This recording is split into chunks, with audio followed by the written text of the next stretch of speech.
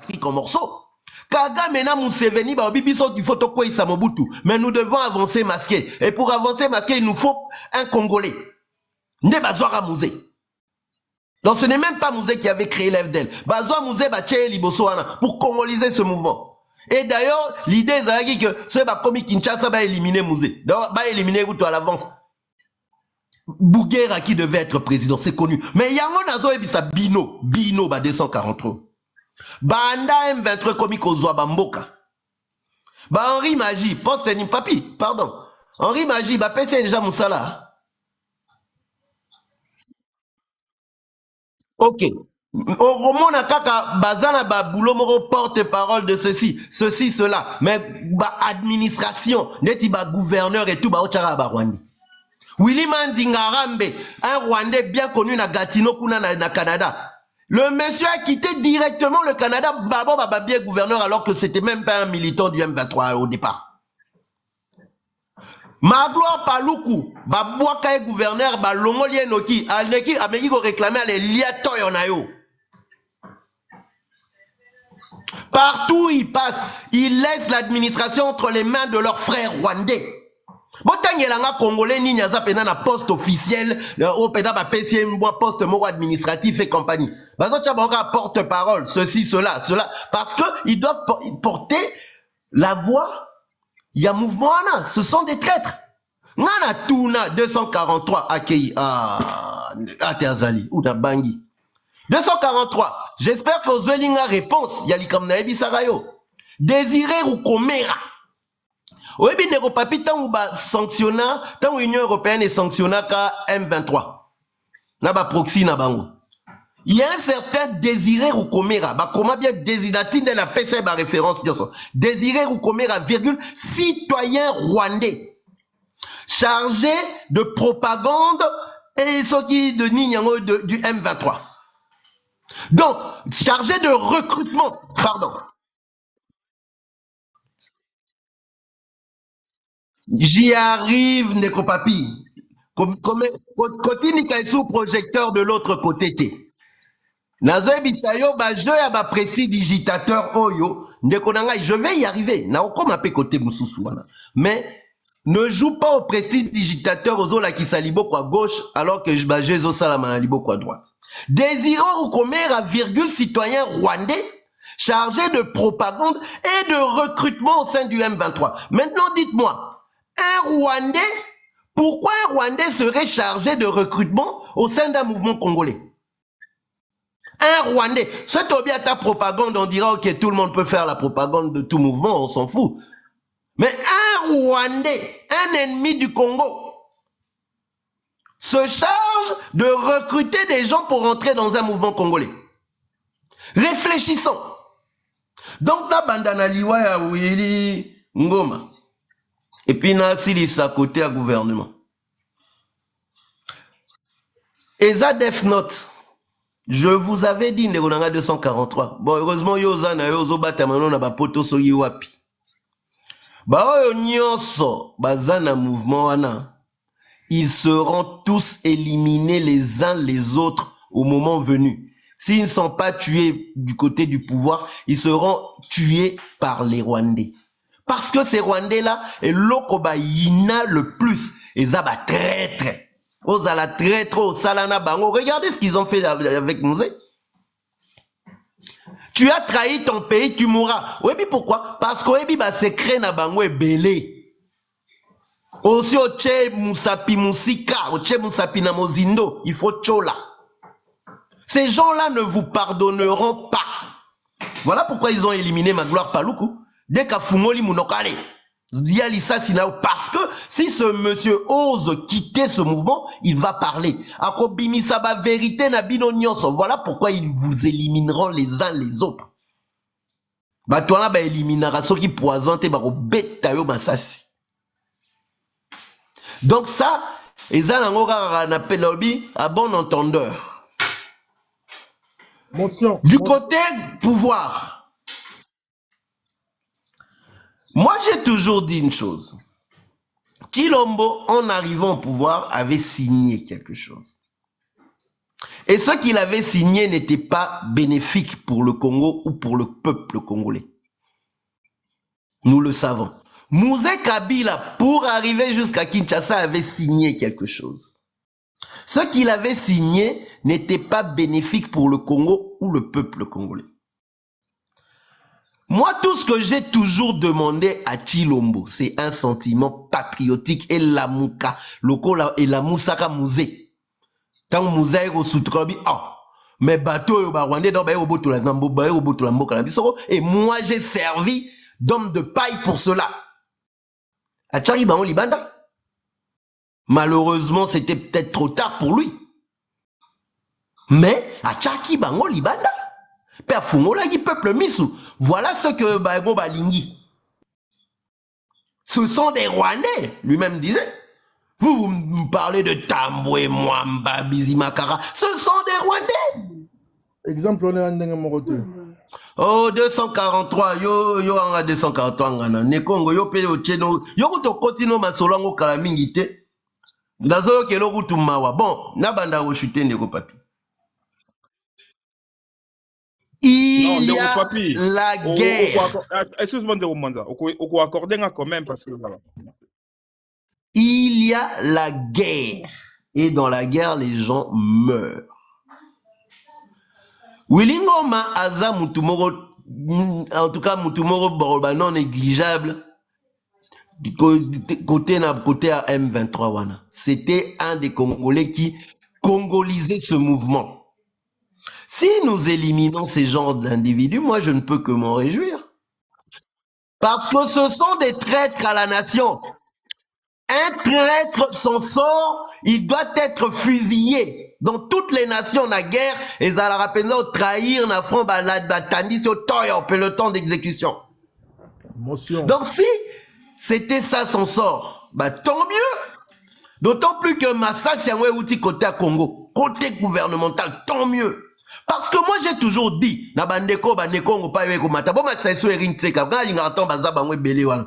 Panel na bango moko ba blokanga parce que na ya na yé la bango ba vérité tellement ba blokanga. Lelo, mamba kala lo batelo ba lelo. Té, pour li bo blokanga bo débloquer ngati, pour bando ki mangati. Bon, na lobby, ndeko papi.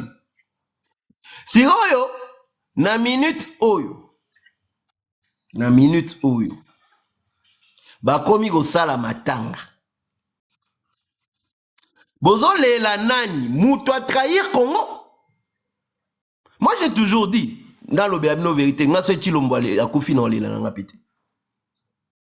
Dans les lananga té, parce que ce monsieur a quand même aussi tachapé Moussapi Moussika. Parce que si le pays est dans cette situation, ce monsieur n'y est pas pour rien. Ne Congo kanga micro na yo. Oyo kanga place à fungoli micro na nga té tango yo loba. Donc comme motion assez. Donc pour l'instant, Soritozo mené bango 1-0 parce que les militaires congolais, et là je vais finir, ba militaires au bazo kufa, ba wazalendo bazo kufa, ce sont des Congolais. Baza bandeko na yo na ngai, moi j'ai perdu déjà 2 cousins. Bazalaka ba militaire, bazalaka, ba kufi na front, ba kufagi déjà, ça fait déjà un petit moment. Ce sont des Congolais. Baza ba Congolais, yo kolinga ke Rwandais. Aya Koboma Bandeko non Congo. On a vu à Goma quand Goma est tombé. Les militaires rwandais ont traversé pour venir tuer des Congolais. Combien de cadavres on n'a pas ramassé là à Goma? Et ça vous a réjoui? Mais on a compris dans le bateau.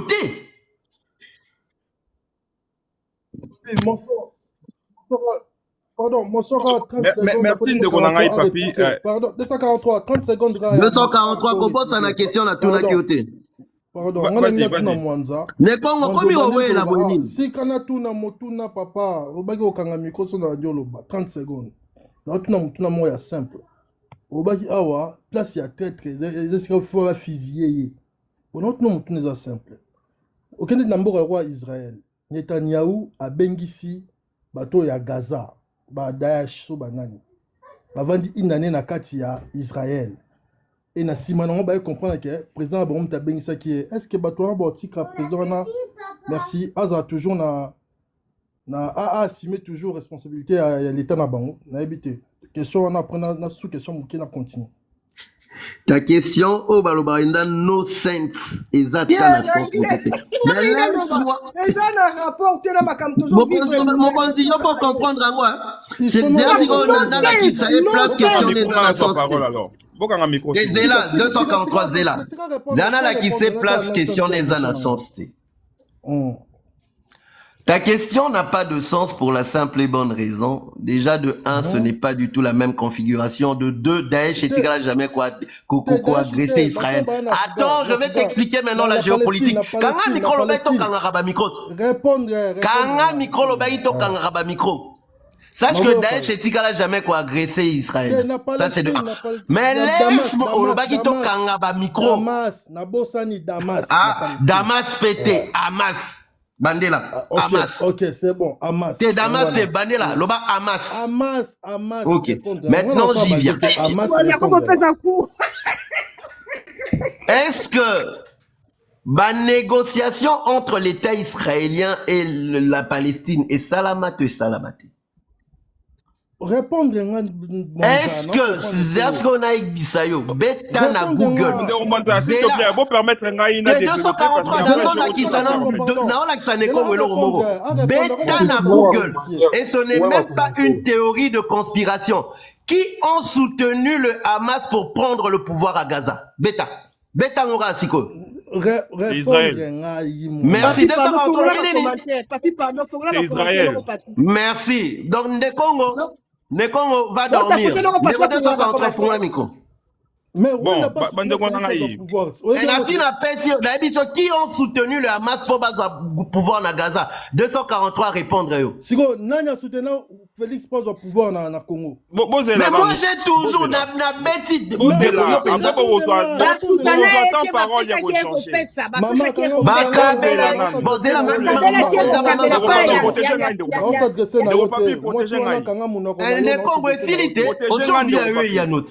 Mais question ne za na sens te basi ba biso pe na la question ke za na sens te. Luka exemple mususu. Bande ko pour la ba commentaire au monde bazo seka on a se. Merci. Ndeko nangai. Bon, merci pour la parole. Question question na ngate hein. Non, na robosa na théorie bingai. Ngai soki mabe ezali na loba mabe so malamu ezali na loba malamu. Siko na ngina loba boye ndeko mwanza poser nga question. Mais la question na kozongisa ye na source. Tshisekedi a triché pouvoir ya Fayulu. Batu nyoso babi bon, c'est un président des faits, c'est un Congolais, ndenge batu tout balinga koloba, des pères et des mères entre guillemets, même ceux qui na mona kango ezali vraiment farfelu. Asali 100 jours à chef de l'État. Détournement monumental.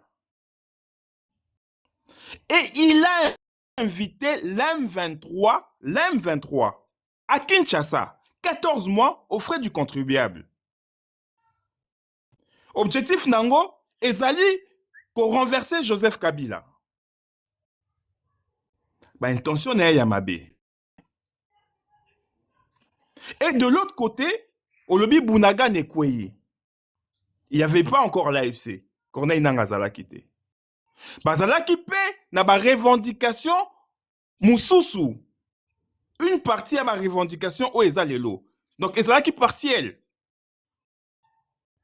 Et moi, à l'époque, je ne me retrouvais pas puisque, voilà, ma revendication au Bango Bandé Kosala, bien qu'Ezali légitime, na moment où on avait un problème, Félix Tshisekedi, oh, il a commis quoi soir, dictature naïe, autorité naïe. Et je ne vais pas revisiter l'histoire. Corneille Nangue est arrivé. Excusez-moi. Je suis libre de faire mon choix. Il y a qu'au soutenir AFC bar 123 puisque Corneille Nangue a intégré Ango. Ils se sont mis ensemble. Bah, revendication Bakissa avec deux objectifs différents. Non, mon frère. Attends, et tu veux que je te dise lesquels? Attends-moi, s'il te plaît. Voilà pourquoi je t'avais dit Loba et puis je peux répondre. Alors, on a deuxième temps parole, au Kolo Banangaï. Moi, j'ai Bon, Nego Papi, accordez une minute, hein, s'il te plaît.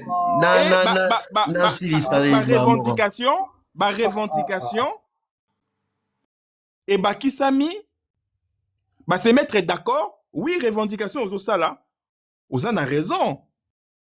Ce qu'on a Congolais, tu ne peux pas être Congolais de seconde zone. Il n'y a pas un Congolais qui est plus qu'un autre Congolais. Il y a peu qu'on a lobby Gabéji, regarde, Mouto Boye. Il s'est même confessé que, effectivement, il n'avait pas gagné. Zalaki Boye. Ce n'est pas moi, c'est qu'on est Nanga. Et en attendant, on a observé l'opposition dite républicaine non armée. Mascarade totale.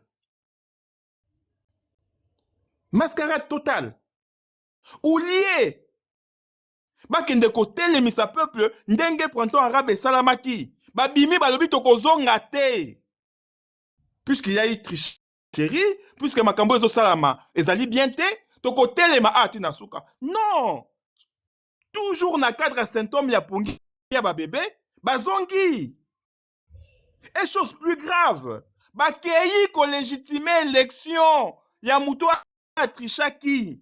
Ndenge balobaka, a trichaki, Moni likamna lobaki, bazotinda projecteur ici comme sous. Parce que tu m'as dit des choses maintenant que je replique. Maintenant, l'opposition on a dit républicaine, au bazali censé à révolter peuple, pour Batouba kende na kan ya mindu quitté entre guillemets, bango, même opposition à Étienne Tshisekedi, on vocifère la journée et la nuit, on va commander de l'argent. Nous, on a compris ça. Mutuna mutu, alingaka kotala esika ya lingi kotala. On a compris. J'ai toujours dit, opposition oyo dit non armée et que ça les côté, baza sérieux té, balingi pouvoir té, bakei élection, bakei ko légitimer, bango moko ba saboter propre élection na bango, balobi to kokende na ba député té, ceux qui ba gagner qui ba nga basala nini. Et bino moko boyibi ba résultat bimaki. Félix réconforté, na pouvoir naïe, galvanisé, allez, à multiplier Makamboya Mabe, Mobondo, force du progrès, détournement, arrestation arbitraire, enlèvement et préférence, il y a tribu moko pour na ko exercer na o etali pouvoir na Kinshasa. On a toujours fait le choix. Moi, personnellement, je fais le choix de la patrie. Je ne suis pas payé 1 euro. Je mets quiconque au défi. Et ça, pas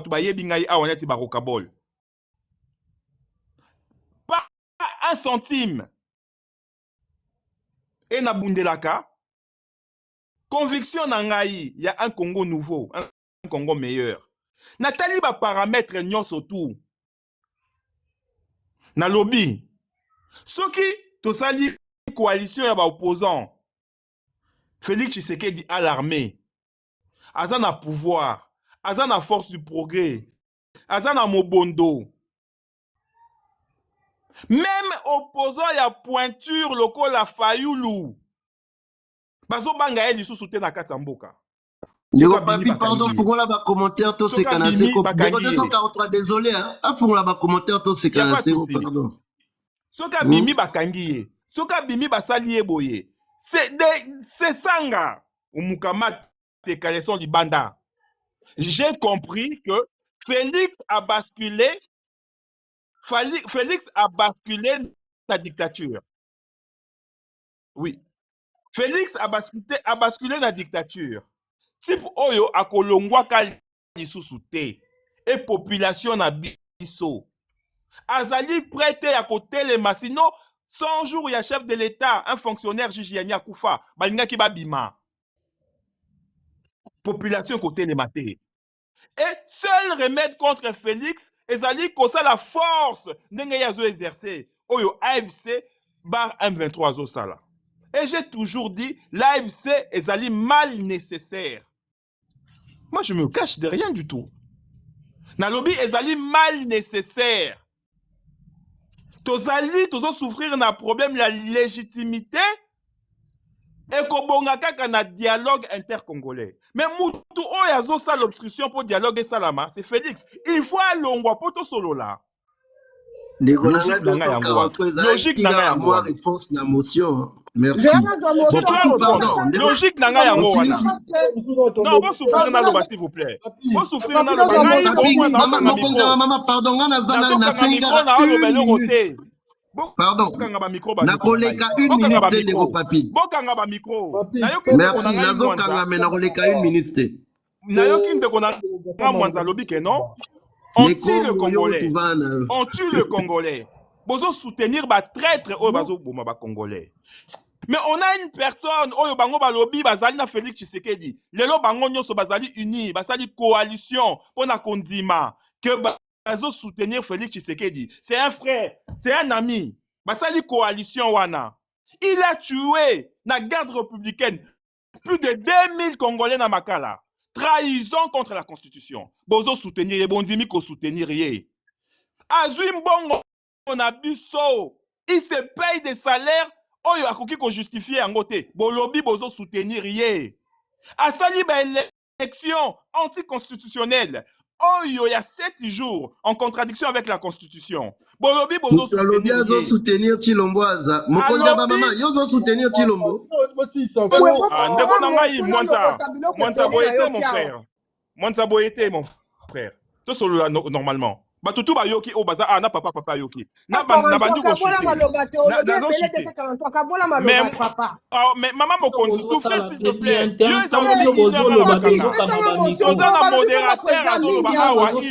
est lorsque vous parlez biso tokanyi micro. So ekomi kota mutu musubo ni boka.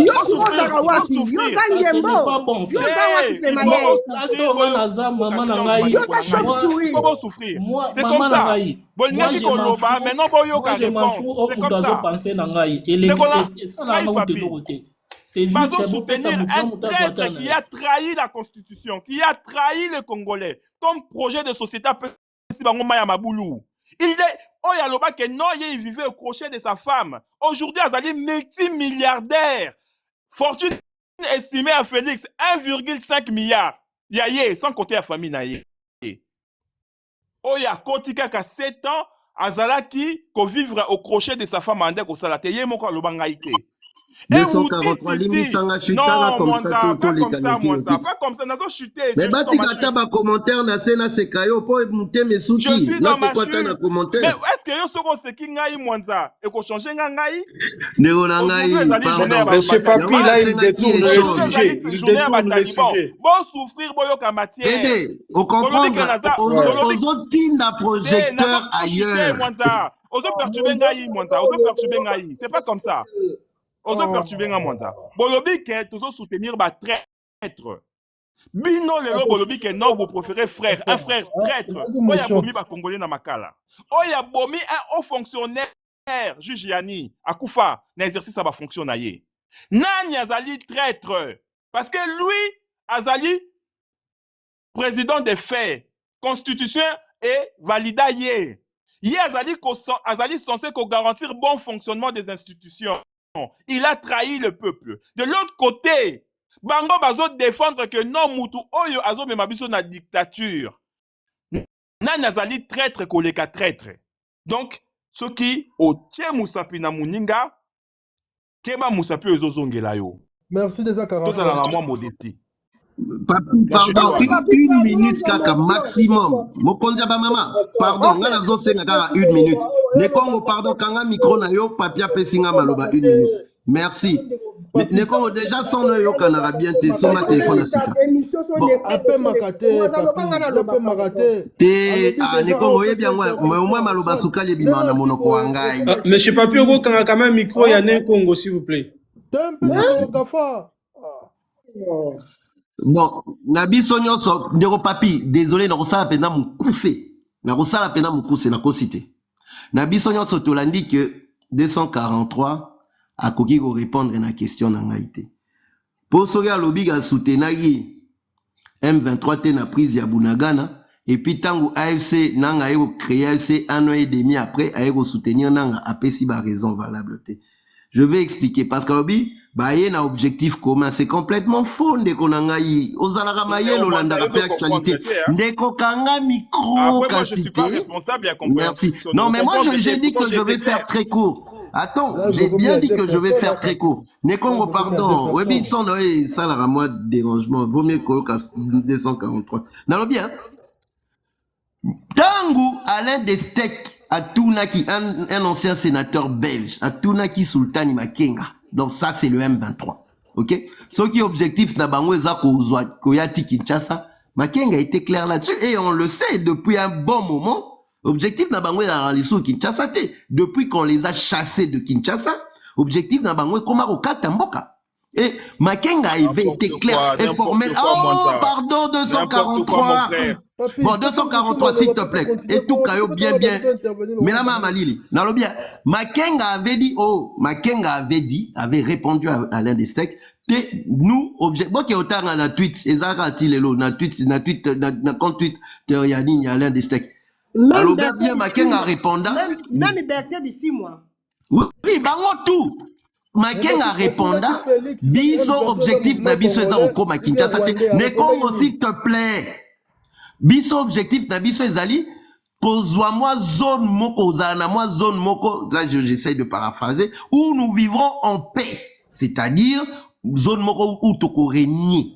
Parce que bango pour vivre en paix, il faut pas régner en maître. Et on le sait, historiquement parlant, nous connaissons l'histoire. Ok? Maintenant, objectif yanang ezali te kotika na est. Objectif yanang ezali koko mati Kinshasa. En termes stratégiques, on appelle cela une alliance opportuniste. C'est-à-dire, alliance moko eza perdu, donc motivé principalement na ba intérêt stratégique, mais eza nango ndenge wana te. Chacun vient un peu mettre la. Je peux pas te laisser Zela, dire ça. ah, papa. Moi, mon frère, on lobby 1 minute, on continue qu'à côté. Nasili Yolo bagi 30 minutes. Ndeko papi, Nasili ici. Yo, on lobby 40 minutes. Et là, ndeko papi. Nasili ici. Na koloba kutu que ezali alliance moko contre nature. Parce que merci. Parce que l'objectif na bango ezali cohérent. Parce que oyo ezali moi venez moko oyo na panel.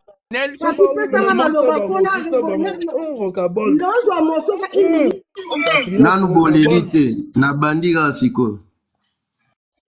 Bon, merci papi. Bote na bandeko baza na panel. Namoni awa discussion na bango efipesi mpe panel yango parce qu'ils avaient na 240 personnes et comme 150. Donc eza discussion moko eza ko édifier peut-être. Ok. Bon, sujet eza pour la disparition, il y a le fameux monsieur Willy Ngoma. Mais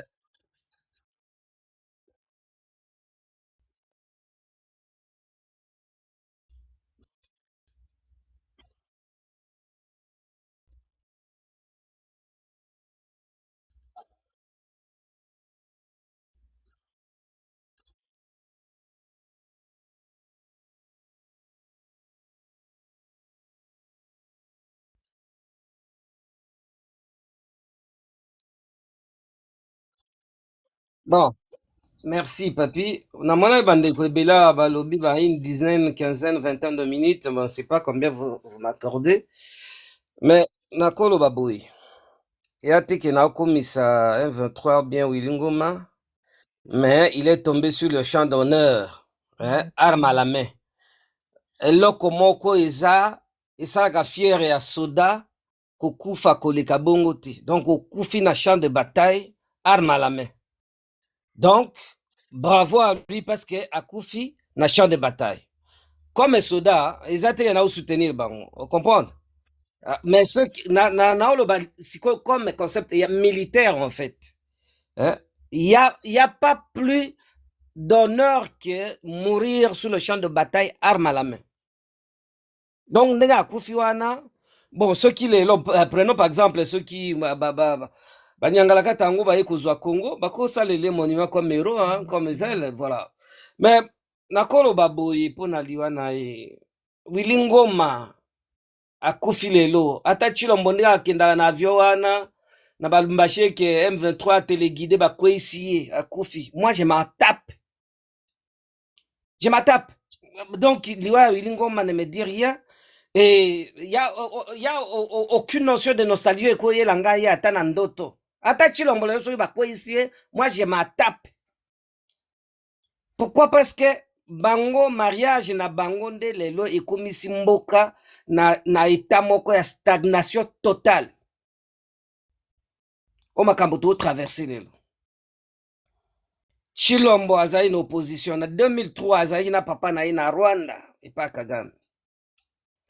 Le fait qu'a milité l'opposition, tolo ba moi mingi, pour tolo bataba ni à partir de 2003, à cela qui dizaine d'années déjà en opposition. Donc il connaissait bien situation politique à Yambouk. Na niveau ezali là qui. L'air ba Willy Ngoma M23 ba défaire bango na 2012. Bango ba caserner bango na Uganda. Chilombo avant l'élection à 2018, à Kende qui bayoka na bango pour ba monter plan, ce qui Kabila ko briguer les sous ba frapper. Et Chilombo l'air a écozoapé pouvoir par le devoir.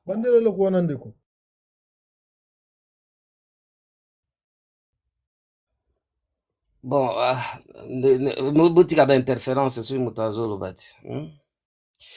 Bon, Chilombo, pour honorer feuille de route, l'air a eu pouvoir par de voix malicieuses, nommé comme président de la République, a benga qui va partenaire na Kinshasa pendant 14 mois.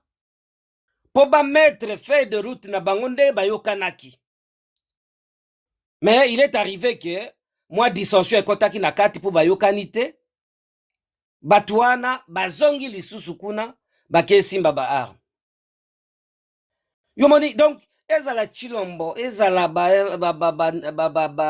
Willy Ngoma soki bakufi, moi je m'attape. Je ne suis ni pour l'un ni pour l'autre. Donc Naza, un patriote, c'est celui qui est loyal à sa patrie, c'est tout. Mais Chilombo, il faut accéder au pouvoir. Parce que les affaires de route, elles ont accompli, Robino Bozo et Batewana. Il faut accéder au pouvoir. Le fait qu'il y ait une opposition, à Koka qui kosa la rapprochement à Salari na Rwanda te, na Batouana pe ya 23 te. Bon, mona na Bitumba 40-45. L'ère Union soviétique, côté en Europe, balingi zo Pologne ba annexa ngwe kota Union na espace Union soviétique.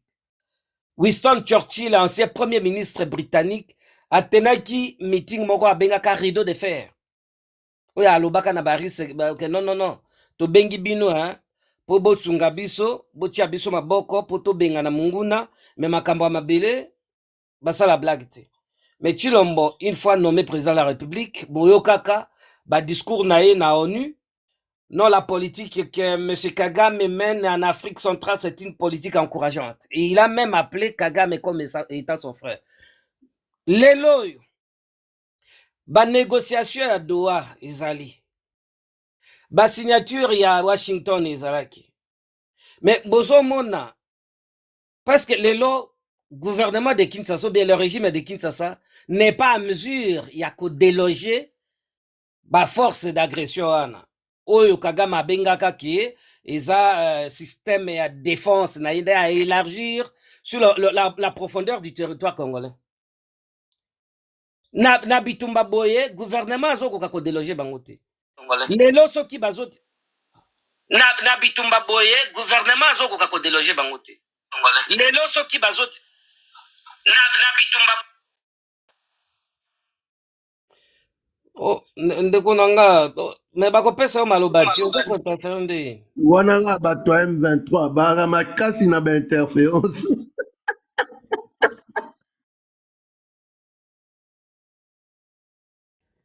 Bon, nazongeli lisusu. Oyebi Chilombo, ba négociation ya Doha. Po bayokana, biso nyonso, ata naza côté ya Chilombo te, naza côté ya M23 te, mais j'envisage pour qu'il y ait un dialogue. Parce que après dialogue, bakoyokana, basa la partage ya ba responsabilité na bango. Je pense que Congolais a tiré encore une énième fois leçon. Et après gestion na bango, ya ba belligérant, je pense muto ya koya kokoma na pouvoir et kozala mwa passe pour rébellion moko se créer lisu na est.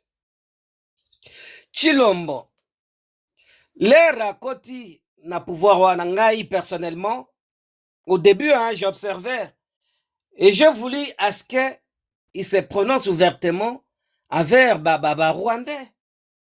Lelo bozo mona petit wana Nathanaël Onokomba. Lelo il est en train de couper, de purger, il est entre le 4 murs, likolo ya kolobake non ba Rwandais ba boma bisoté parce qu'il a parlé ça ironiquement. Le fait que vu dans les accords, ba ke signé na bango basali illustration donc basali allusion na ba massacre au Rwanda ezo commettre na mboka na biso. Mais petit wana alobi ke ba Rwandais ba boma bisoté basala yelo côté bakangi ye azana prison tilelo. Et on lui a pas encore présenté devant un juge, devant son juge naturel, pour Assamba. Donc, lelo, Wilingo Masoki Babomiye, oyebi, nababitumba boye, ce qui y a un cas d'assassinat, ya mutumoko, to le baka azalaï mounen, parce que c'est un porte-parole, hein, mais sur le plan stratégique, il y a un 23 Wilingo Ma Azamutute, azalaï ka porte-parole, biso benga bangouna musala souda ba pisi, ba commissaire politique. Il est là pour rehausser le moral ya ba soda, on a ba ligne de front, voilà, ba bloc wa bongo. Mais l'air babomi, ma gloire à Paloukou. Oyebi, Wilingo m'a fait sa déclaration mobouya. Ah, bon, beti moutouma ça c'est boye. Moi je connais le Rwandais. J'ai effectué des opérations militaires avec eux. Ce sont des gens très rancuniers. Lelo, mais, donc, revendication na régime à Kinshasa te, bato à Kinshasa a déclaré que bangonde bapilona bangote qui empêche que peut-être kakunande baleki.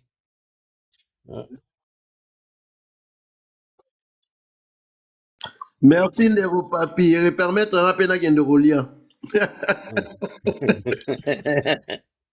Donc, ozomona Papi, lelo yo ba négociation à Doha. Et Chilombo ye moko azo sala obstacle pour basala dialogue. Na bato batanga gestion ya conflit. Jamais l'air boza ko envisager négociation au kende na style babenga ka style combatif. Ya gagnant perdant. Na gestion ya conflit, l'air il faut ba kende na style gagnant. Mais Chilombo ye moko aza parti au conflit.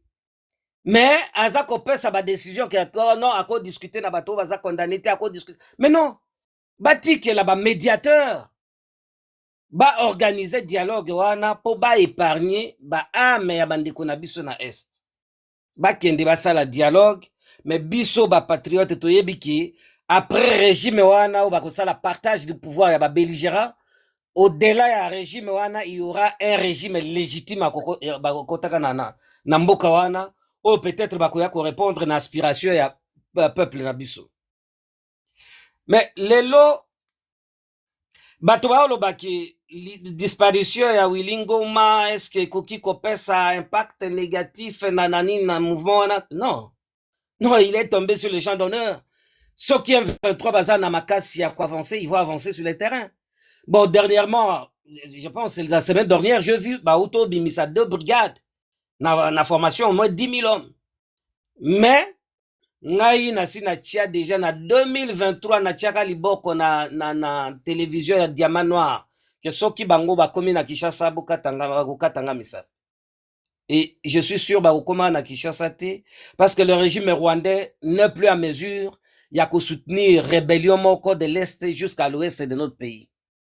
Donc pona ozonga na makambo ndeko mwanza alobaki wana ya interview wana ya Makenga, oui bon, Attends 20 minutes. mais bango balobaki au moins 30 minutes. Ngai na sala ata 10 minutes te hein. Bon, il y a le que l'autre toujours baluka kan le moko.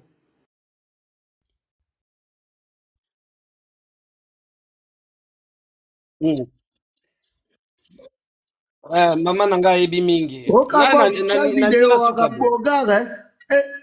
Après 243 pas autre vidéo total à tout comparer.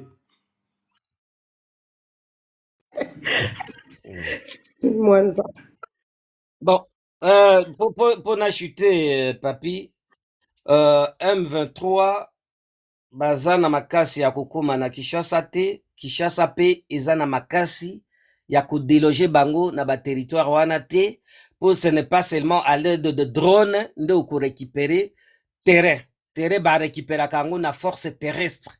Ba biloko bazo bwaka ba drone wana ezalaka air moko na artillerie babenga yango ndire ba arme d'appui. Mais ceux qui baza ko avancer na force terrestre te, c'est que Chilombo aza ko accomplir feuille de route basalaki pour balkanisation wana ezala effective. Na est il y a deux courants de pensée où ezako se développer na rébellion wana. Les Makenga et consorts, ils n'envisagent pas d'arriver à Kinshasa, tandis que Nanga rêve d'arriver à Kinshasa. Merci beaucoup.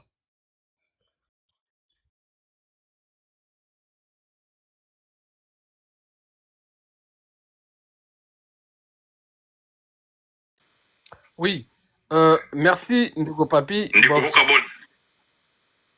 Oui, merci Ndeko Papi. Ndeko Rokabols.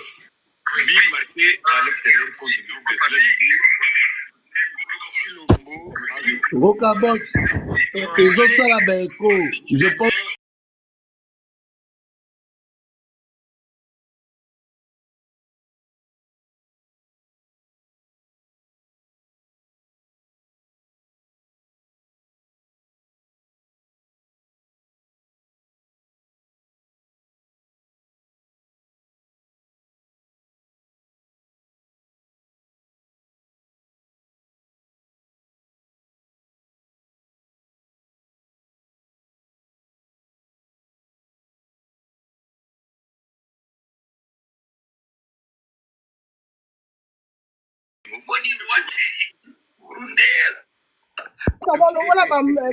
Longola micro, ça la déco.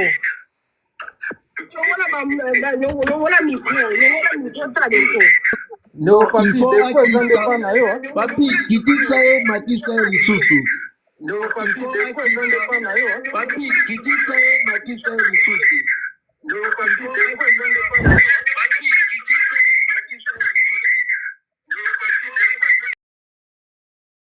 ate na WhatsApp wazonga. Papi na kwanza monsete. Bon, ndeko papi ngana lo banaki na papi na kwanza monsete. OK, merci pour la parole na ndongo pesinga temps. Pour na Wilingo manenga kufi, bon, eza bitumba. Soda sora tati sokoto akena terrain, eza vina kufi eza pembeni. Soga kufi eza mokano ya kana kite ya kufa mais tango sanga jaki ndeko neko ko matsama volume s'il te plaît toujours qu'on essaye tango sanga jaki liwa peza yi il faut somba de téléphone à sika téléphone c'est où ouais volume na kasi mwanza kende konika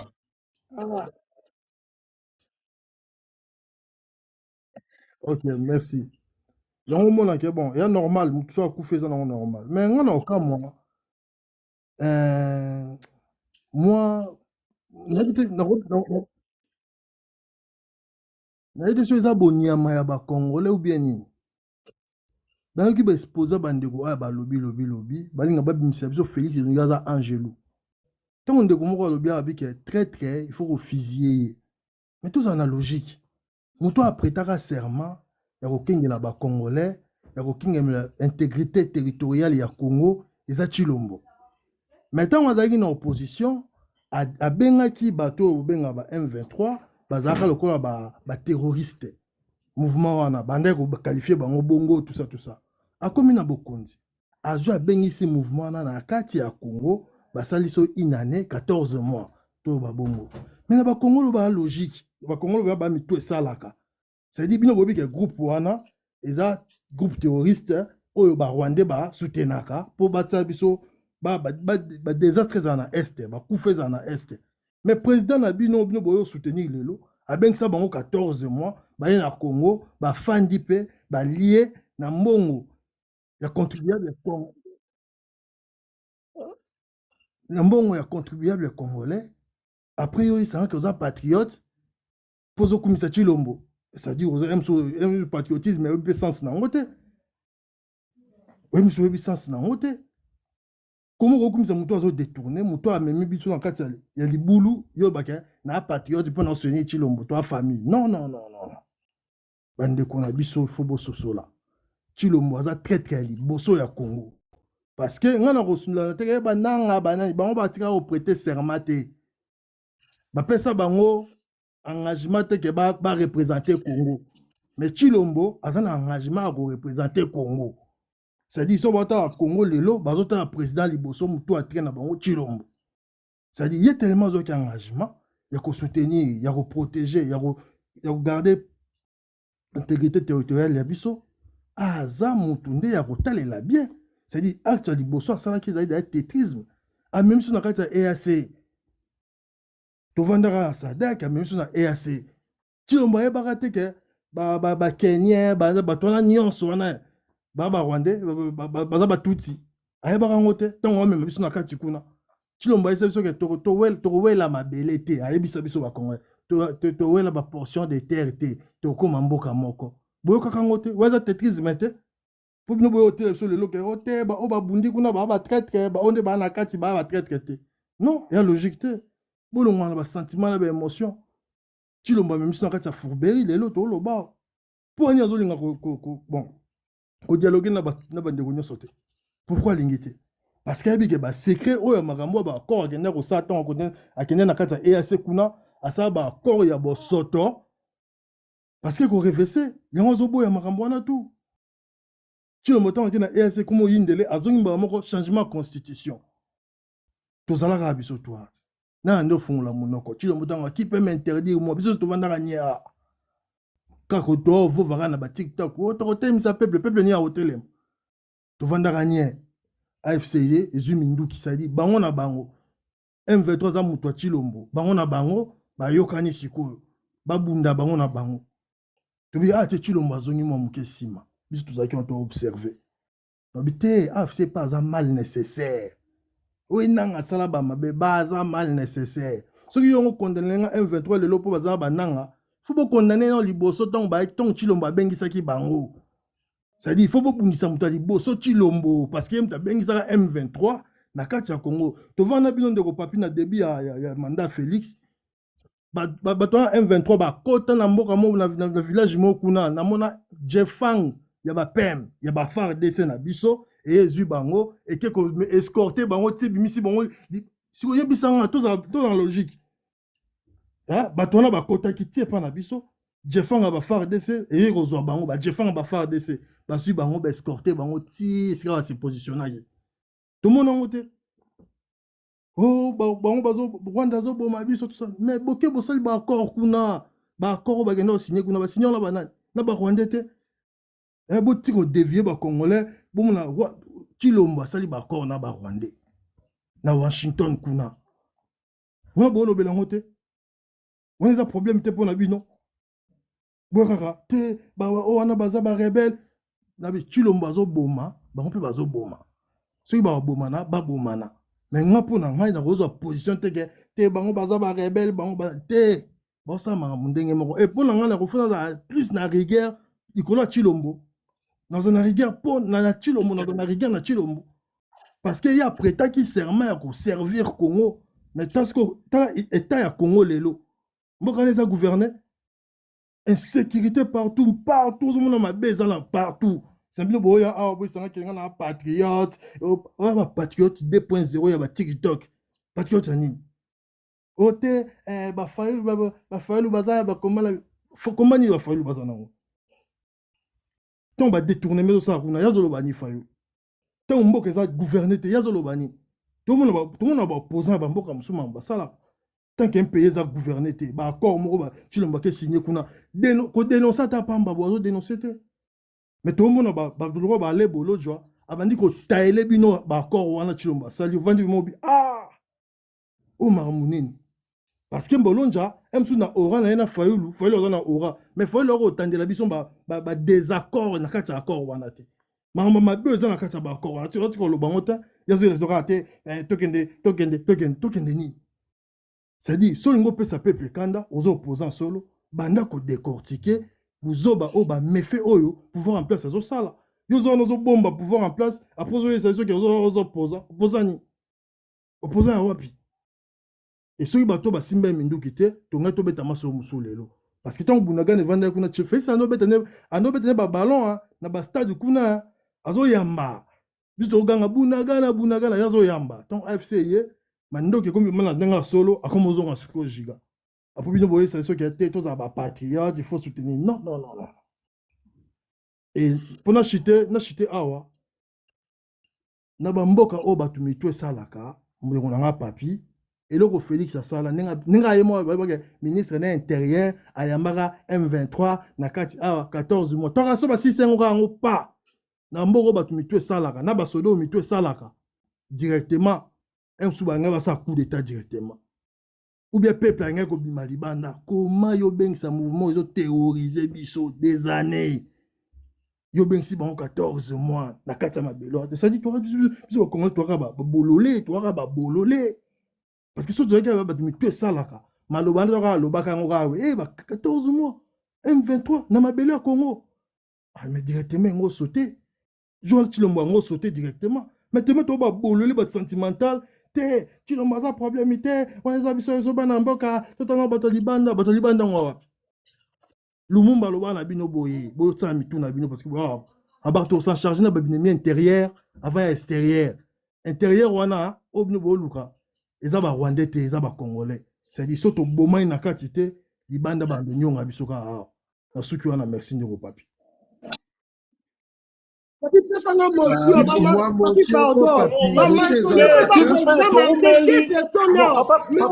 pardon en tout cas mon c'est ça ezalaka bongo eza panel en tout cas bon excusez-moi mutu akonobi directement de même obligence bolabisa bokonzi ya bamama zwa motion ngape nazozela non nalobi ke bozela na loba bozwa motion s'il vous plaît mama mokonzi toyoki yo awa okoma no taliban tika biso toloba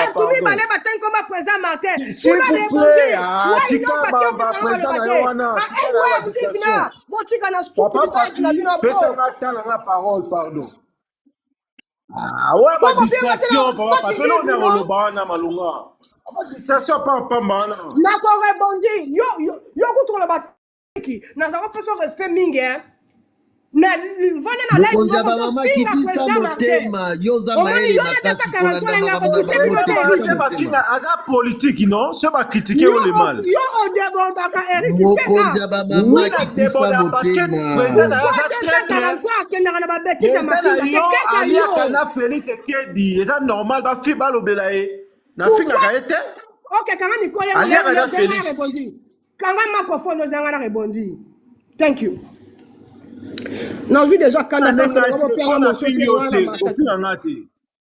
na ofingo te na recado na yoku no recado te parce que olobi na noté funa za ka stupid pona ko recadrer yo you know nazo malonga te nazo recadrer bato balobaki 243 lobaki boye bon posa mususu baliaka na Félix na butu na moi ba epesa biso ba moral ya leçon na ebaki bien kazo be la président na remarqué 243 so be la président Martin en mal en mention na kakombo na été l'era ko rebondi na bien aye koloba ke tala kutu bafayulu baza komaltraite bango na bamarche bazobeta bango na bafosse du progrès sesanga batiki mutakala wana ta ekomba président na bien soki na mabe atangaka te mena yebi abeti vie olobaki nini président Martin azwaka mbongo na butu 243 s'il vous plaît fuko brandi biso bepreuve oyo omonaka fayulu bakorompaka ye na butu.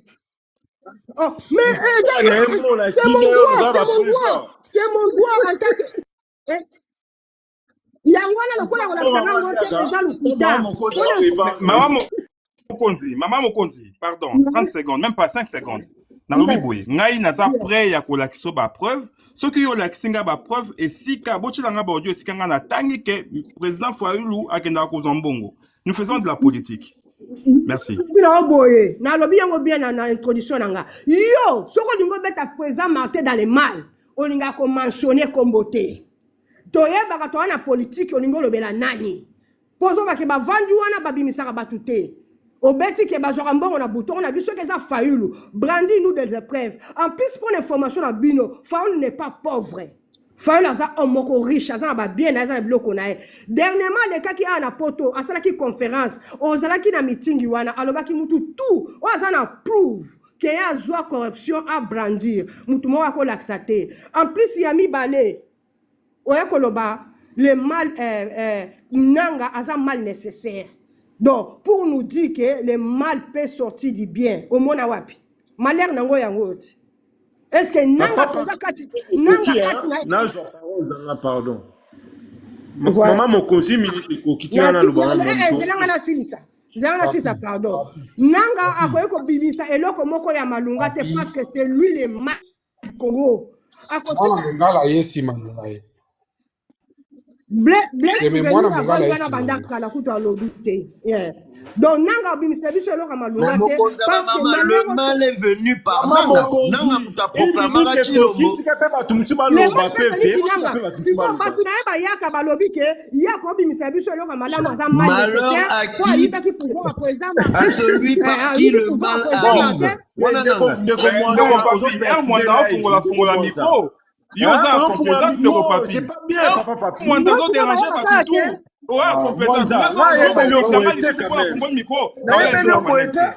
Maman Mokonzi et Koki, il y a des gens qui dérangent, bon qui s'abangote. S'il vous plaît, papa papi, je commence à dire ceci. Soki mutazolo boye ko accompagner. S'il vous plaît, on a la même logique. Non, malheur à celui par qui le mal arrive. Voilà.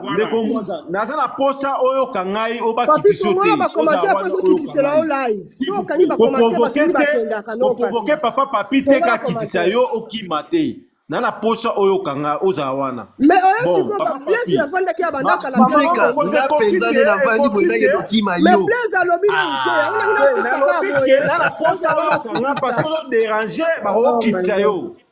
S'il vous plaît, tout le monde, maman mon consolo bon, papa papi, bazalaki ya mwana mungala. Ba Blaise bazalaki ya balobi te. Yo ba moko s'il vous plaît, maman mon consolo, s'il vous plaît. Papa papi, na lobi boui. Papa papi, fongola commenter. Maman mon consolo, ba tu peux pas le battre, maman la nai. Ba Blaise bazalaki ya mais quand on a le micro na yo ba pe super motion silité, tu peux pas tu peux le battre, li kamni maman. Pardon vraiment. Mais tu sais quand maman lobi likambo ya mabeta Okabosa azaki avant yo Blaise souvenir azaki avant yo balobi te en tout cas ndeko mwanzali on aurait retrouvé au thé franchement on aurait retrouvé au thé imaginez on a besoin ça la débat na yetala a provoquer Karatiba kitisa ye c'est pas intéressant on a quand même intellectuel Mwanza yen simanangai papa papi ngala lobi boyi Mwanza ayena si tu réfléchis en tout cas net batu ayena simananga bloqué na yene les carbonines de Blaise là on peut mwana mungala ayena simananga mwana mungala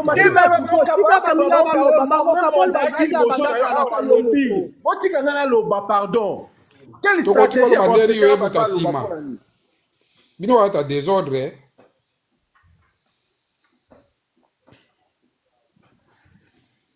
Ah.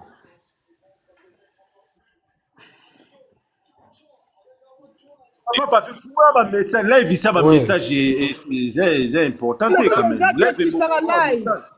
Fungola kitara live. Yeah. Ouais. Merci beaucoup.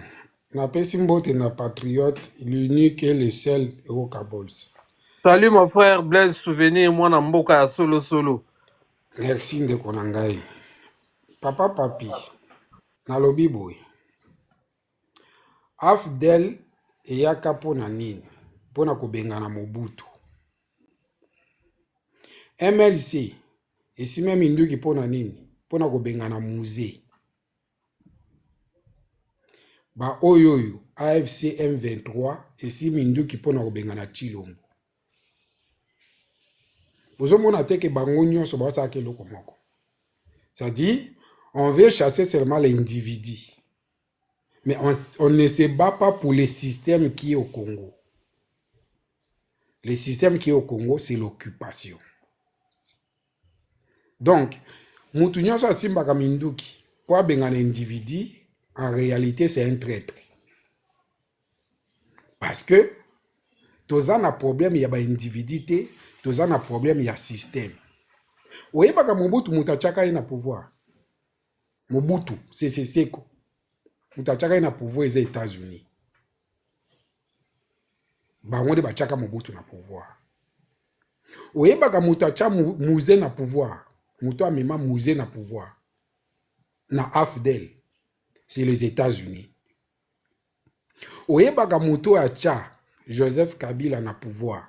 Parce que Kabila aza électron moko boye. Oyo toyebaka te koma akoma na pouvoir. Na principe nini Joseph Kabila comme président de la République? Na principe ni. Quel est le principe pour ça que Joseph Kabila comme président? Donc du fait d'être moi na musée, nde yango ça que Joseph Kabila comme président. C'est-à-dire, bato bachaye wana, ce sont des Américains. Swing et encore, n'habite soit Koufa, toi encore vivant. Nani oya charge nani Félix Antoine Chilombo Anomaï, c'est Joseph Kabila et Nanga. Kabila na Nanga ndeba noma Chilombo. Ndeko Mwanza. Kabila na ndeko nanga mwana Mungala. Kabila na Nanga ndeba noma Chilombo. Tango ba noma ka Chilombo. Bino bozaka wapi? Ba bisa bino pourquoi ba noma Chilombo? Ba pesa bino ata moi 1 franc. Ba tukutu ya pepe de ba regretaka. Comment ba benga ngo parcours soit malheureux soit ni nango wana. Erreur de parcours. Ba tu ya pe perdre. Ba benga ngo erreur de parcours. En politique, erreur de parcours ezalaka te. En politique, ba benga ngo kaka la trahison. Parce que batu oyo ba trahir tout un peuple. Tout un peuple. Je dis bien tout un peuple. Mwana Mungala za na poto awa. Bandeko na ye. Mama, papa, baleki na ye na bayani bakende ko voter. Kabila banga même pas bayaya na yo, abanga même pas papa na biso. Abanga même pas maman na biso. Kabila anomela biso Chilombo ye na Nanga. Batu wana pia bino boko soutenir. Et puis na oyo ka eloko moko ezolo ba mamingi awa. O Wilingo ma soldat. Ndeko na nganga fa. Wilingo malanda formation wapi pas comme soldat. Est-ce que du fait d'être rebelle et commission soldat? Ce qui est bongo, c'est que ba Bemba pe baza ba soldat. Jean-Pierre Bemba. Ce qui est bongo que Simi Minduki au sali rébellion comme soldat, c'est que ba Jean-Pierre Bemba pe baza ba soldat. C'est que ba Nanga pe baza ba soldat. Comment tu veux que ça moute loko ya zaka ngote? A commis rebelle, tout rebelle loko la Simi Minduki a commis soldat. Yango moni na boya ki awa. Na kaya bananga officier azate. Na kaya nanga officier azate. Na kaya FC M23 sugini na ngwana officier azate. Parce que bakoma ka officier te po yo komi. Mais bakoma ka officier sous ordonnance il faudrait président na yo a signé ordonnance pour que comme capitaine, lieutenant, major, tout ça, tout général. Tant qu'il n'y a pas une ordonnance, il y a Batouana. C'est que les soldats, les officiers. Donc, tout ça que l'on a place, rebelle, tout bien rebelle, soldats formés, net bandi qu'on a bangafa, soldats formés. Net bandi qu'on a go de froid, soldats formés. Soko bandi rébellion, tokoye ba ki yo sa ki soldats formés. Et soko kufi, tokoye ba ki ngafa sa ki soldats. Mapinga. Mais ce que tu as comme Magambouya, Willy Ngoma, à la formation militaire wapi. Comment tu as bengi soldat? Tu benga comme on est rebelle.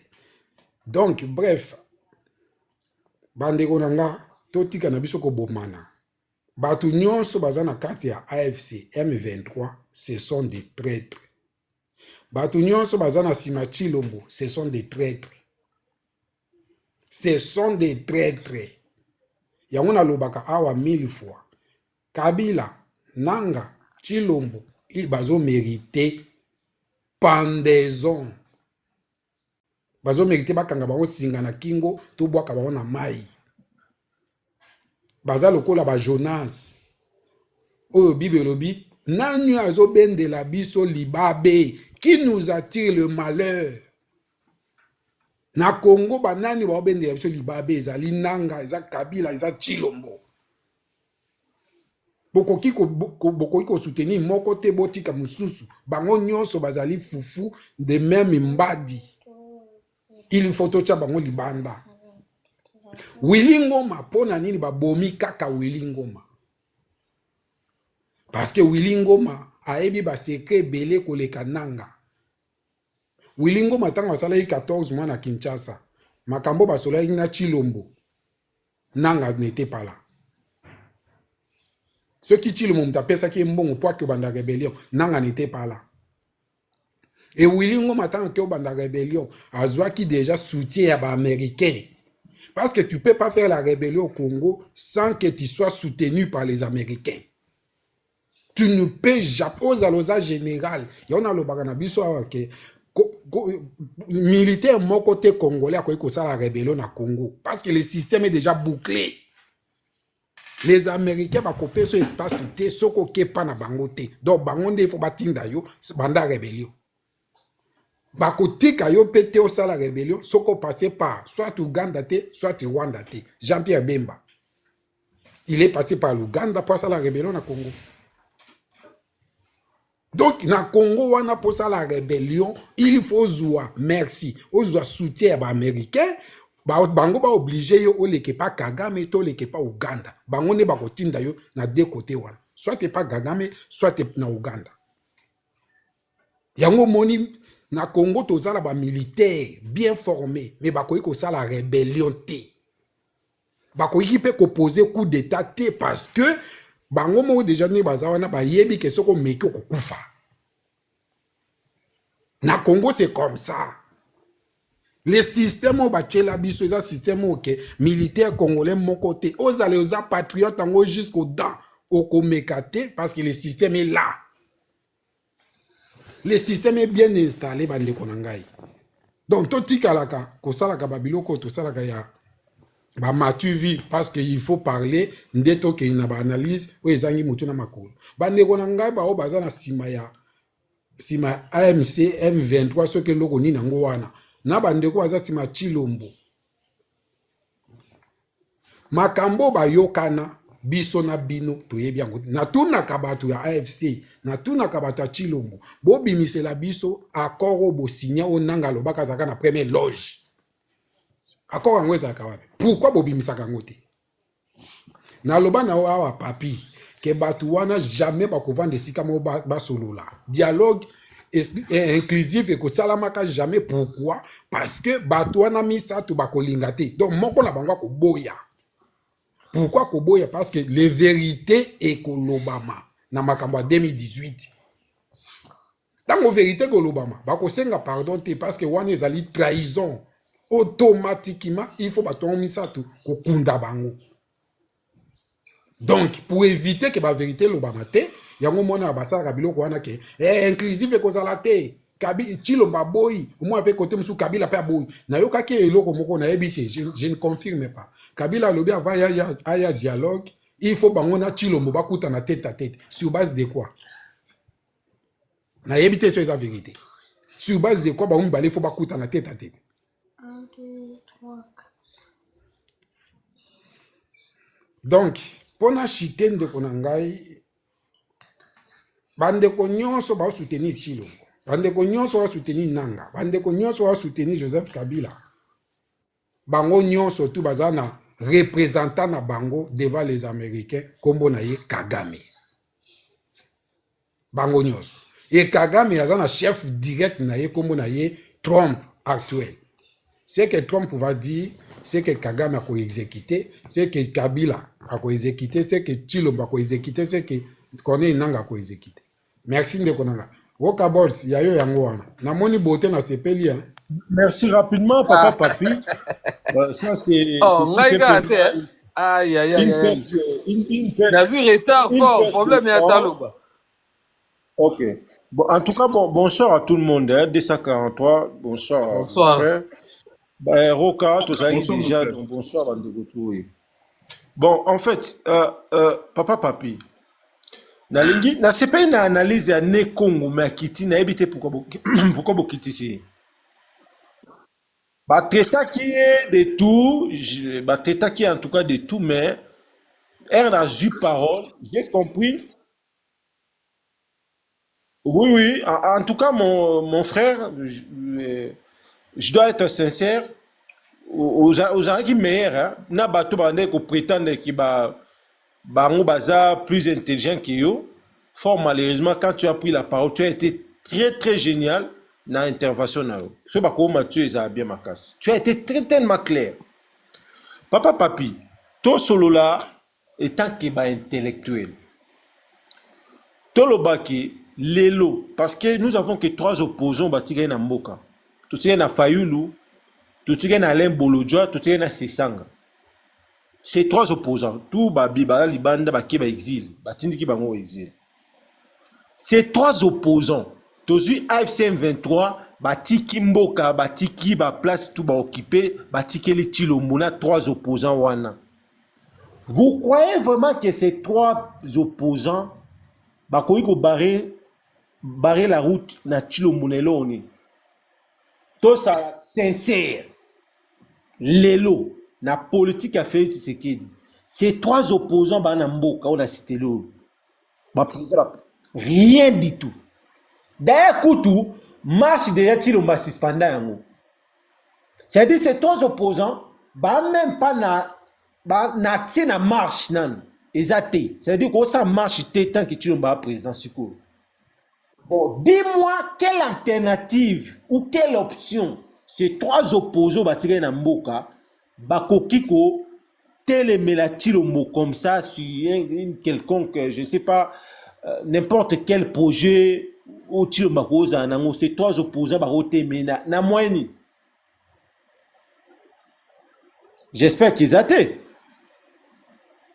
Vous êtes d'accord par là qui ça la maté, ils athées. Bon, Chilombo n'a bandari déjà. Initiative y a qu'au changer constitution na Santenganda avec maître Pinda et les autres tous ces talibans là tous ces bazana bazaki na bobi sanga action ni nyango o Fayulu ou 3 opposants c'est sangana Alain Bolodjoa basala qui pona ko barrer la route à ces gens là de ne plus réfléchir sur le changement de la constitution. Ezati pété. Papa Papi. J'espère que je suis en face des gens normaux, disons ça comme ça. Toujours comprendre. Boebi Sanga, Bobengi AFC 23, traître. C'est-à-dire que ce AFC 23 traître face à Félix Tshisekedi. Parce que c'est Félix qui est le président. Ce qui traître, c'est-à-dire que Bozo, Bato Bobenga. AFC 23 traître parce que AFC 23 a bunda face à Félix Tshisekedi. C'est-à-dire le fait de traiter une partie, traître, ça veut dire que vous êtes en train de protéger une autre partie. C'est-à-dire que Bato va traiter AFC 23 traître pas pour la nation, parce que ça fait ce qu'il dit. C'est-à-dire que bon, protéger fait ce qu'il dit. Un syllogisme est facile à comprendre. Et vous pensez que quand vous réfléchissez comme ça, Batubazo Kabinoti, vous êtes des talibans. Des talibans déguisés, chers amis. Il ne faut pas aller gauche à droite. Vous êtes des talibans déguisés. Bon, taliban, bon, protéger, faire ce qu'il a d'une autre manière. Pourquoi vous se cacher? Vous avez l'impression comme si vous êtes en train de condamner, faire ce qu'il. Non, toujours comprendre les bino tellement bien. Vous êtes des talibans. Mais talibans, mon déguisé. Bati que la lelo vraiment Martin Fayoulou fait ce qu'il dit. Bon, il serait là ni Martin Fayoulou pour barrer la route face à faire ce qu'il dit. Net ni. Comme quoi. Et vous pensez que Martin Fayoulou n'est zawana. Bati que lui est mboka un seul opposant face à faire ce qu'il dit. Bon, il s'en lelo fait ce qu'il dit à cause de Martin Fayoulou a tiré les pouvoirs. Après, si il peut tout, il peut gérer. Dès que mon lima mutuana, bande unangai. Nana kosa bino bino vraiment. Nana kosa bino nan. On ne peut pas quelque part être pas ensemble. Tout le monde à l'ensemble était. Mais tout le monde a quand même le même objectif. Mais quand vous vous transformez aujourd'hui, quelle a été la nécessité ou l'opportunité? Il y a bandé qu'on a biso, il y a incidé auto partagé, même conviction. Il y a Koloba chaque fois qu'il fait ce qu'il doit partir. Les loba se plaqué Wilingo Makoufi. Qu'est-ce que vous gagnez dans ça? Les talibans, oui, parce que toujours un affrontement direct avec les talibans, avec l'IDPS, avec qui fait ce qu'il dit, oui, on peut comprendre. Mais Bino, bateau opposition. Et bon, qu'est-ce que vous gagnez dans ça? Il y a OCP là. Quand on vous laisse, vous, avec Félix-Sekedi, renverser Félix-Sekedi aujourd'hui, parlons un peu clair. SID peut faire quoi face à Félix-Sekedi?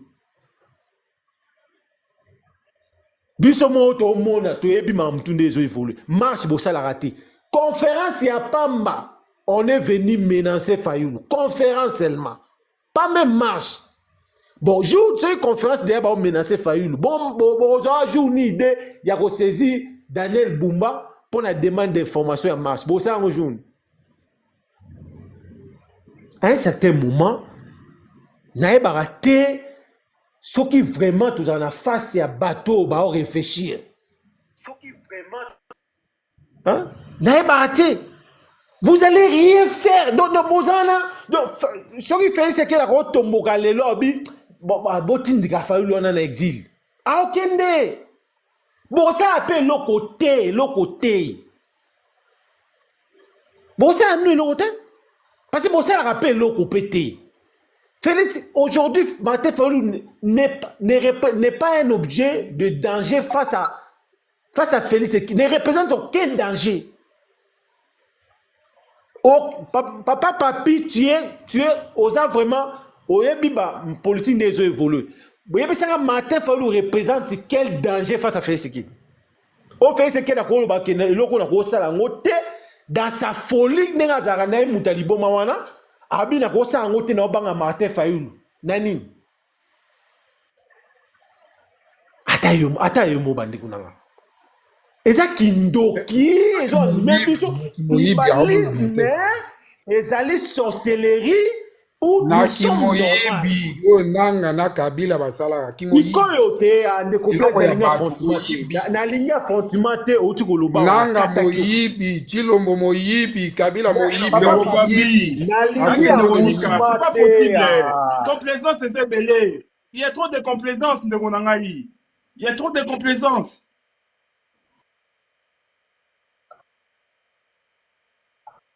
Nalobi boy papa papi.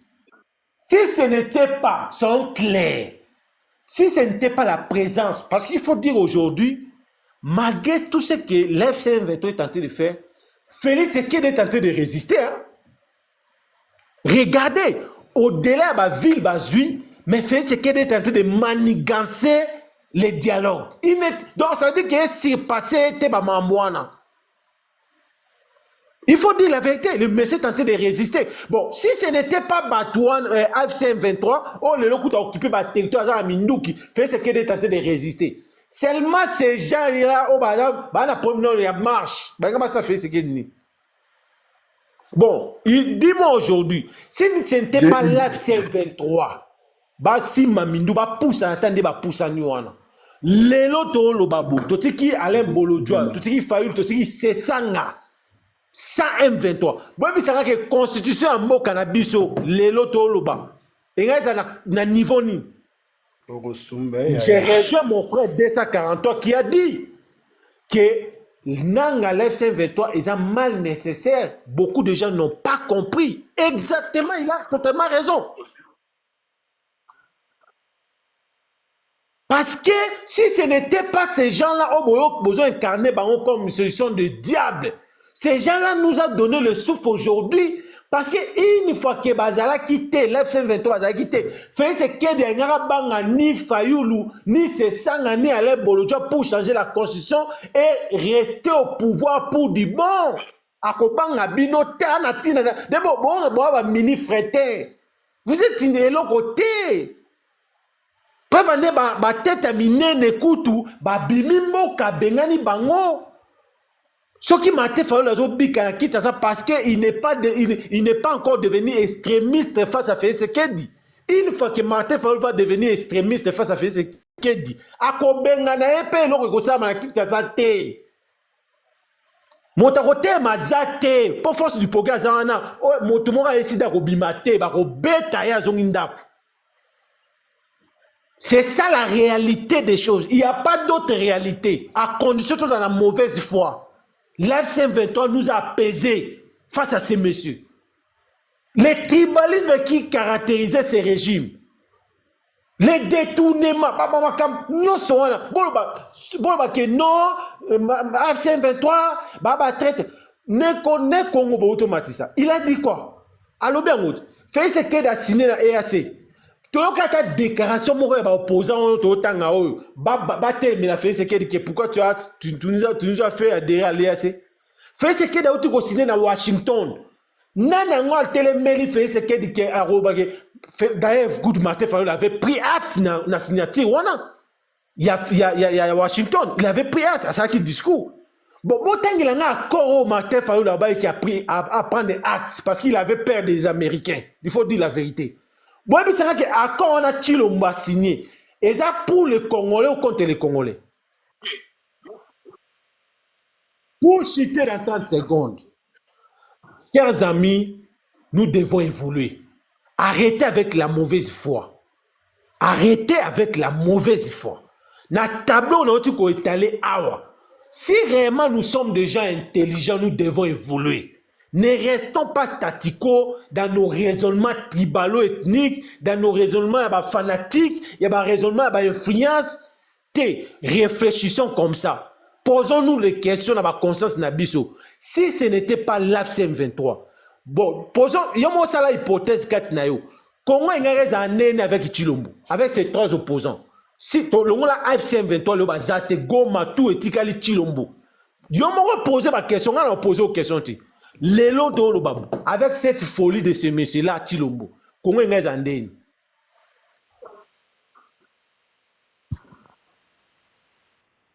Oui. Si.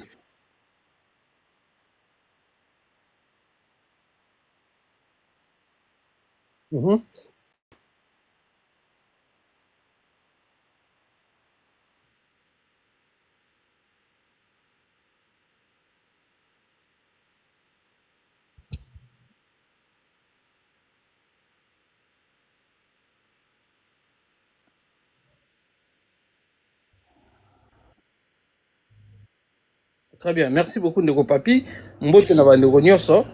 Bon, intelligence ezali on dirait mutu na mutu azo couper sango définition na ndenge na ye. Intelligence ngolo baté faut à la M23 pose en intelligent ou il faut oser soutenir l'agresseur Kagame pose en intelligent. Collaborer na France oza collabo ozo mériter peine de mort. M23 baza va collabo parce que bandeko tour boza na M23 bo soutenir les Kagame. Ba autorité Kagame ba outi ko réfléchir bino plusieurs fois que bozakana bango, c'est eux qui disent bino bozako wangana. Tozana bino abo wangana ka ministre na bango alobaki yango, ministre des Affaires étrangères, ambassadrice na bango na Amérique latine a confirmé qui Kagame a luka mabele depuis 97. Basala ba rébellion et belé chilombo zalate. Lelo bino bromo lwake M23 bunsande Félix ezande pour Félix a dirigé mabe. Non, M23 biso tout ebi bazana objectif na bango ya katamboka. Nani ayebi yango te. Ata bobengi nga Taliban, na fier aux Taliban, Taliban ça congolais déjà. Je préfère 1000 fois être taliban d'aller soutenir le Rwanda ou aller agresseur à Congo. En plus, ils allaient peine capitale. Bande nyonso oyo bolanda ki mouvement wana, bo se trompa ki, bo zonge la peuple, bo zonga na kan ya peuple congolais, bo perdre confiance na bino tete, ça bino ça sert à rien, il y a aucune de soutenir son agresseur, et ça koyo ki sabiso soni même dans les pays africains mususu. Monde entier ba rapport mapping ezali ki Rwanda nda agresseur à Congo. Mais bino bo comment défendre ba Rwandais, ba tuti etc. Mais botala nege bazo futa bino. Magloire paluku akufa kiti. To tuna bino ba bomen nege ni bo pia réponse te. Lelo wilingo mamtakufi bon te ezaka ba congolais nde ba kufa bato wana bazo nomé nde ba rwandais bozo mona ngo to bozo mona te bande ko ngai na bité nini bino bobenga maele il y a une grande confusion makambu tout soit na bino awa biso ka bako ka bol sozana raison oyo toloba nde mute salamaka oyo biso toloba nde salamaka conscience na bino mo ebi na kati ya mitema na bino M23 balobaki baza ba libérateur bazo ko libérer Congo. Allez, comme dialogue, tu le mois dialogue, dialogue, et comme dialogue na makasi. Allez, ba américain, ben ko pesa ordre na ouvrir à Bobima, bozu Bobimi, alors que bino besoin libérer peuple congolais. Dialogue bolingi ya nini pour partager des pouvoirs. Dialogue est pour partager le pouvoir. Du moment où on commence un dialogue, et mon année qui M23 et Kosaki Batu, ngaro kabol son agim dans M23, n'a rien à l'on déjà dans M23 et Rwanda. Parce que dialogue les années partagent à pouvoir. Et ça partage à pouvoir, ça veut dire que vous allez plus libérer les gens. C'est-à-dire Félix Azoa au système est continué. Mais déjà tout ça rabino qui va ensemble. Ça on l'avait dit aussi.